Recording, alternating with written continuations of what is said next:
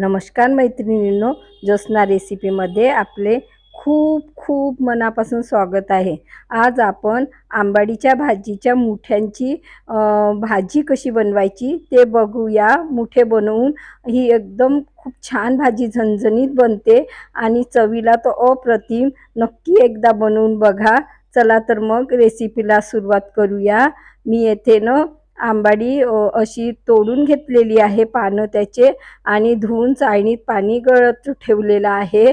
आता गॅसवर कढई ठेवली, त्यातनं मी पाण्यामध्ये आंबाडीची भाजी टाकून घेतलेली आहे आणि छान उकळी काढून घ्यायची आहे, शिजवून घ्यायची आहे। आता मी घेतलेली आहे शिजवून, बघा चाळणीत काढून घेतली, पाणी गळू द्यायचं आहे त्याचं। त्यानंतर आपल्याला मग मुठे बनवायचे आहे। बघा या पद्धतीने मी पाणी गळल्यानंतर असं थोडं पिळून घेतलं आणि एका भांड्यात काढून घेतलं आंबाडीची भाजी। आता मी आलं लसूण असं वाटून घेतलेलं आहे, ते टाकलेलं आहे आणि इथे ओवा घेतलेला आहे, तो छान असा चोळून आपल्याला यामध्ये टाकून घ्यायचा आहे। आणि मी तीळ घेतलेली आहे 1 चम्मच, ती पण टाकायची आहे। खूप छान लागते तीळ यातनं। आणि 4-5 अशा मिरच्या, बारीक मिरच्या होत्या, त्या टाकून बारीक चिरून घेतलेल्या आणि टाकून घेतलेल्या आहे। कोथिंबीर टाकलेली आहे आणि चवीपुरतं मीठ टाकायचं आहे। आणि आता आपल्याला हे मिश्रण तयार करायचं आहे। बघा आता मसाले टाकून घ्यायचे आहे। मी थोडं धने पावडर टाकलेलं आहे, अर्धा चम्मच, आणि थोडं जिरे पावडर आणि किंचितच हळद टाकलेली आहे आणि तिखट टाकलेलं आहे। छोट्या चमच्यानी समजा 1 चम्मच असेल तर बघा आपण मिरच्याही वापरल्या आहे, तर तिखटाचं प्रमाण थोडं कमीच ठेवायचं आणि अशा पद्धतीने हे व्यवस्थित मिक्स करून घ्यायचं आहे, सगळीकडे मसाले लागले पाहिजे। त्यानंतर मी वाटीमध्ये तांदळाचं पीठ घेतलेलं आहे, 2 चमचे तांदळाचं पीठ मी आधी टाकून घेतलेलं आहे आणि असं भिजवून घ्यायचं। अंदाज घेऊनच आपल्याला तांदळाचं पीठ वापरायचं आहे। बघा मी या पद्धतीने टाकून घेतलं, भिजवून बघितलं, त्यानंतर पुन्हा मी 2 चमचे अजून लागलं मला आणि असं मिश्रण तयार करून घेतलेलं आहे, म्हणजे 4 चमचे तांदळाचं पीठ लागलेलं आहे। आता इथे चाळणी घेतलेली आहे आणि चाळणीला आपल्याला तेल लावून घ्यायचं आहे। तिकडे गॅसवर कढई ठेवलेली आहे आणि पाण्याला उकळी, त्यात पाणी उकळायला ठेवलेलं आहे। पाण्याला छान उकळी आल्यानंतरच आपल्याला हे मुठे त्यावर ठेवायचे आहे। चाळणला तेल लावलं तर कसं मुठे चिकटत नाही। आता बघा या पद्धतीने असे मस्त असे लंबुळके बनवून घ्यायचे आहे। बघा मी या पद्धतीने बनवून घेत आहे आणि छान थोड्या थोड्या अंतरावर असे ठेवून घ्यायचे आहे, म्हणजे काय होतं की मुठेनं सगळीकडे वाफ लागते आणि असे मस्त शिजून येतात बरं का।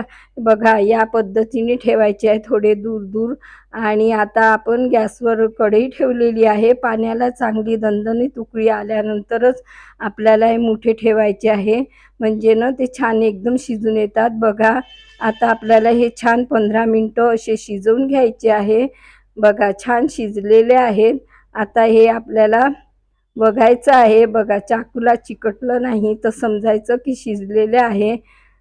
आता आपण हे प्लेटमध्ये काढून घेऊया आणि थोडे थंड होऊ देऊया। बघा मी काढून घेतलेले आहे, मस्त असे मुठे तयार झालेले आहे। आता गॅसवर कढई ठेवलेली आहे आणि छोट्या चमच्यानी मी 1 चम्मच तेल गरम करून घेतलेला आहे। आता एक कांदा घेतलेला आहे, तो छान बारीक चिरून घेतलेला आहे, 4-5 लसणाच्या पाकळ्या आणि आलं घेतलेलं आहे। आता हे आपल्याला कांदा आणि आलं लसूण छान भाजून घ्यायचं आहे। कांदा सुरुवातीला परतवून घेतला मी आणि आलं टाकलेलं आहे, लसूण याला छान लालसर कलर येईपर्यंत असं भाजून घ्यायचं आहे। छान भाजल्यानंतर बघा अशा पद्धतीने भाजून घेतलेलं आहे मी। आता मी 1 वाटी, छोटी वाटी होती त्या वाटीने शेंगदाणे घेतलेले आहे।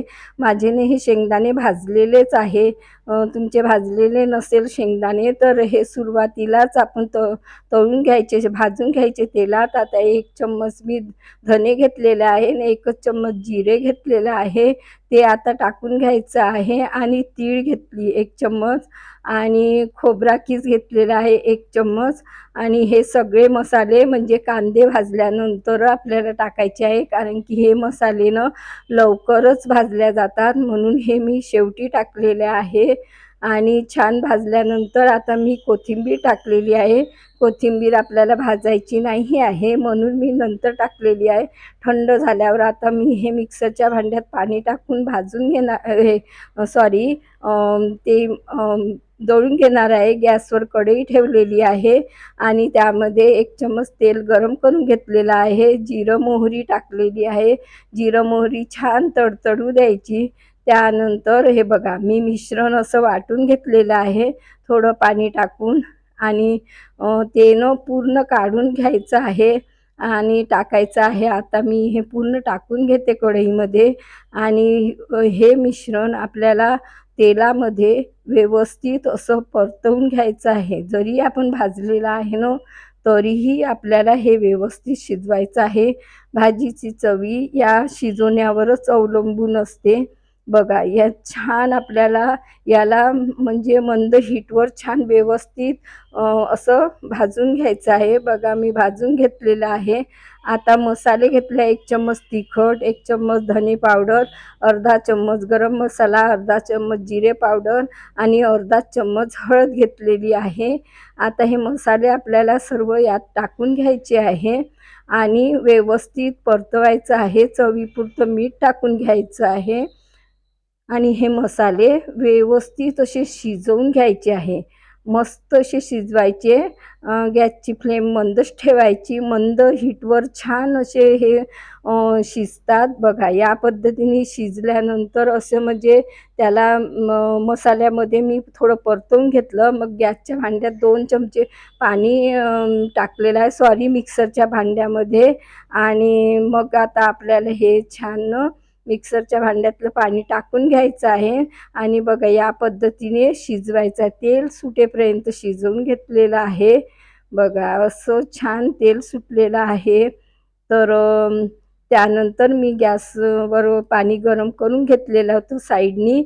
आणि आपल्याला आता कितपत म्हणजे ग्रेव्ही पाहिजे तसं आपण टाकून घ्यायचं आहे आणि हे मिश्रण व्यवस्थित शिजवायचं आहे पाणी टाकून.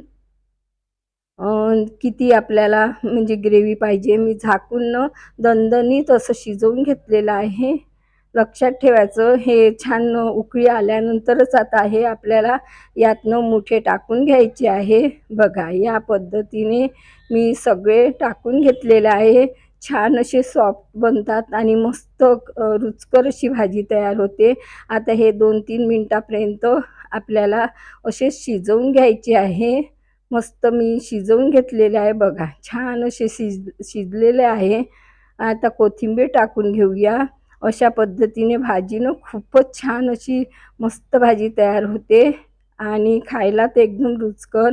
बघा मस्त अशी भाजी तयार झालेली आहे. मी सर्व केलेली आहे. बघा मस्त अशी झणझणीत आणि चमचमीत अशी भाजी तयार झालेली आहे. कशी वाटली तुम्हाला माझी पद्धत?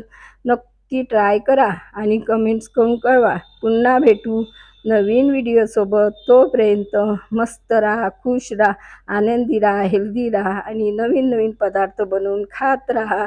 धन्यवाद.